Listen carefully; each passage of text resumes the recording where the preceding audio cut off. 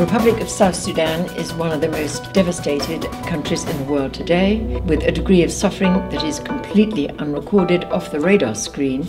That new nation, it got its independence in 2011, has been desperately trying to rebuild itself, but fighting tragically broke out in December last year, and that fighting has caused new suffering of huge proportions.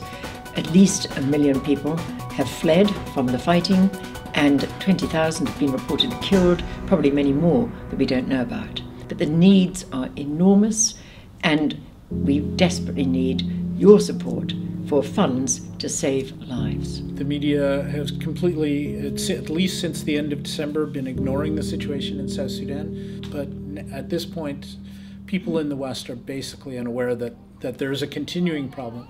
Since mid-December, we've had 100,000 or more refugees, at least those are the documented refugees, arrive in the Gambella region. More are arriving who are undocumented at this point.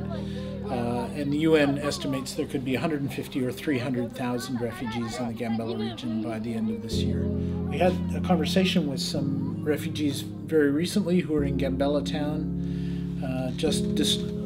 They were describing some of the things that were happening as they were fleeing from this war. They basically could only flee with what they could carry, and so when we asked, what can you carry, they said, mostly our children. And so they arrive with no food, with the clothes on their back, which are wearing off. The other thing they wanted were Bibles, and they wanted churches so that they could worship and also start to educate their children while they're away from home, which may be for many years. So one of the first things that happened when this refugee crisis began was I got an email from the head of ARDF in the US asking if we needed help. So the fact that you're willing to continue and have this appeal, this is wonderful. This is amazing for us.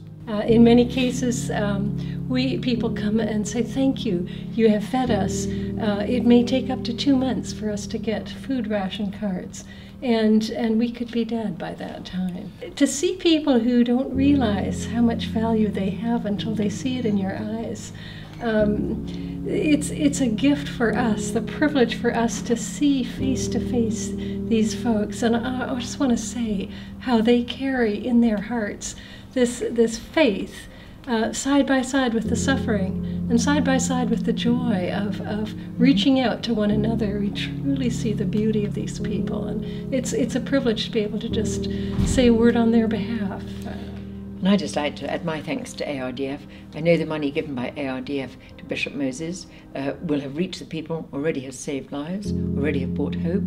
I'm thrilled ARDF has now committed itself in faith to giving $30,000 more. We hope that's going to be matched. And I would just plead that please, we must remember as Christians, St. Paul's letter to the church at Corinth, when one part of the body of Christ suffers, we all suffer. We're not all required to go out there and suffer alongside physically, but we must be alongside spiritually and share their sufferings, pray for them, and remember that prayer without deeds is dead. We have a gospel of love, but love without action is dead. And you can help ARDF putting love into action and saving lives and bringing hope to our brothers and sisters now suffering and dying in South Sudan, across the border in Ethiopia. And they look to us. Let us not fail them.